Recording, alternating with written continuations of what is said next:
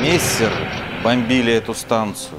Красный Крест вагонов не смущал летчиков германской авиации. Вот уже в руинах лег вокзал. Вот уже горят цистерны с топливом. Паровозы повалились с рельс. А в купе санпоезда заботливо операционный шел процесс. И хирург, что в чине подполковника, молча жизнь солдатскую спасал. Несмотря на то, что с подоконника инструмент от взрывов на пол пал. А бомбежка дребезжала стеклами. То погаснет, то зажжется свет. Бушевал огонь войны за окнами, но не дрогнул скальпель, нет.